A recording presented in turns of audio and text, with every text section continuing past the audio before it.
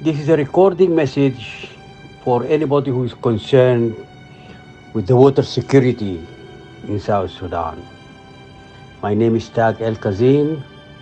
I am a retired professor from the Institute of African Studies at Carleton University in Ottawa, Canada. And I am currently a senior fellow at the Norman Patterson School of International Affairs, again at Carleton University. I have been following up the Nile waters for the last 50 years, 50, as an international consultant, working for the World Bank, working for British Aid, working for the USAID, among others. The reason for this open message is to address the information that came in an open letter from the Ministry of Water Resources and Irrigation on 12th of April 2022. As it is an open letter, we have the right to openly comment on it. The letter states in unequivocal terms that work has started on setting up a construction site in Bantiu. And it also states that dredging, that machines are being mobilized for dredging Bahr al-Ghazal basin. Just like that. The machines are going to go and drain Bahr al-Ghazal basin, and it is going to be drained in Lake No. And let me stop here. Do you know why Lake No was actually called Lake No? The reason is very simple. There is no lake. They called it Lake No because after they thought it was a lake, they discovered that it was not a lake. It is a drainage part of the White Nile. The water drains into what looks like a lake from different sources of water, mostly from Bahr al-Ghazal, and then it flows into the White Nile and up to Egypt. So the simple conclusion that any 101 hydrology student will tell you is that any water whatsoever that comes to Lake Nod is going to flow into the White Nile. And it's going to go to northern Sudan, and it's going to, Sudan North, and it is going to go to Egypt, and forever. That's it, the water will be lost. So the big question is, does the ministry know that? Does the ministry intend to do that? Did the ministry actually conduct feasibility study? I repeat, credible feasibility study, unbiased feasibility study. What happens if Bahr al-Ghazal basin is drained? This is way beyond the capacity of one ministry. And this is not the time for even thinking of such a project while South Sudan is struggling to stand on its own feet. The letter was signed by Mr. Gadet, and it has some disturbing parts. I don't want to use a word more than disturbing by saying that anyone who wants to address issues is to address the ministry. Certainly not. Certainly not. I, for one, am not going to address the ministry because this is a public issue, and public issues cannot be constrained in one ministry. It is rather saddening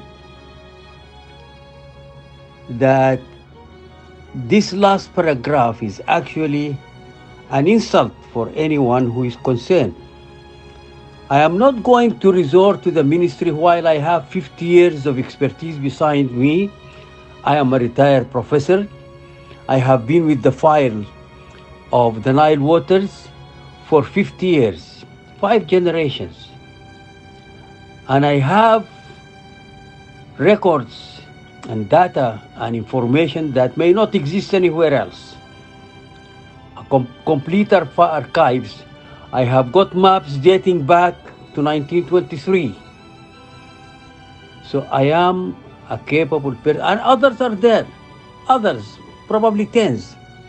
So limiting the right to talk about the interests of the people of South Sudan through one channel was not really a wise suggestion, and many of us are not going to abide by it.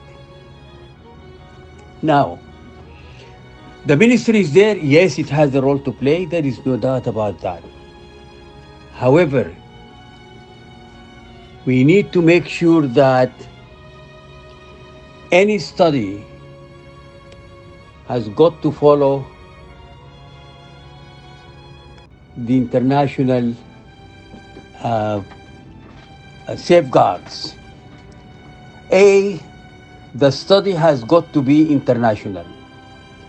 It has got to be multi-sourcing and not single source. Don't go to one consultant. It has got to go out in an international tender. This is not a joke. The composition of the study team has got to be multinational in experts and in composition. Not one nationality and not one kind of expert. It has got to be well-funded. It has got to be independent and impartial and at arm's length from any executive body. The feasibility study has got to be comprehensive. It has got to be evidence-based.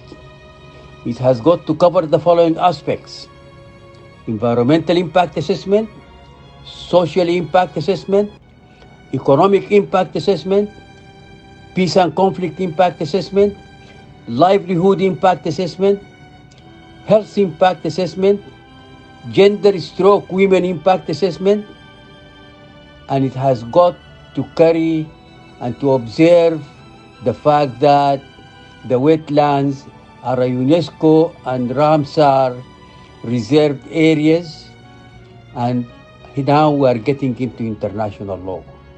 So you cannot actually touch anything in those reserves, in the wetlands, without resorting to how you can actually do that. The lens of women is extremely important, and the lens of livelihood is also extremely important.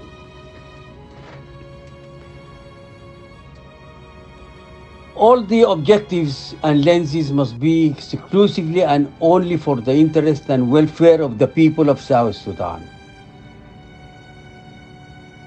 The feasibility study should not stop there. It should not just do those impact assessments, but it must tell us how to address and mitigate any adverse effects that the study might dig out. So this is not an issue that can be addressed through a letter issued by one official or the other, or one minister or the other.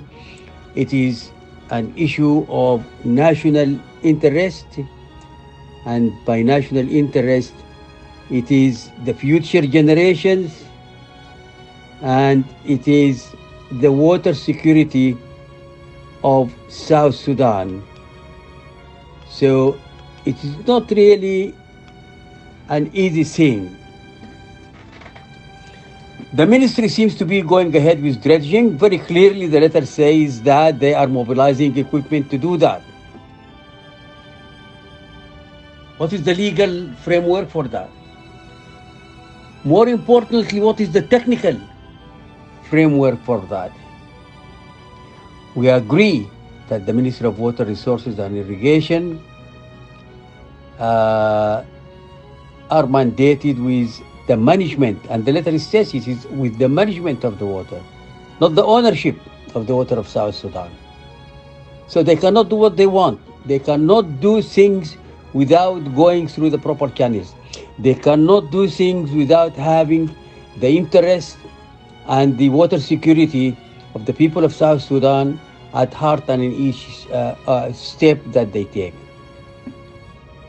These are national resources, and their management is whole of government and subject to community vetting and accountability. I am willing to get into any dialogue, into any discussion. I am willing to prove that dredging Bahr al Ghazal Basin and dredging Sobat Basin is a crime. It is a crime. I would say that it raises the bar to the extent of a crime against the state. I would strongly advise the ministry and those concerned to make sure that they look at Lake Chad in 1964 and to look at Lake Chad in 2021. The lake has shrunk to 5% of its size in 1994. This is not only Lake Chad. The maps I have here, I have about 50 or 60 maps, as I said, dating back to the 20s, 1920s, done by the British, very detailed, almost by tree. And some of those small rivers are gone. Some of the lakes are gone. I would confidently say that tampering with the water security of South Sudan is a crime. There is no reason for the hurry. The people of the government of South Sudan should not lend itself to pressures from any source and should have the interests of its people at heart. Otherwise, if you tamper with that, it is high treason. Thank you very much. And if you wish to contact me, a lot of people who are reading this message know where I am.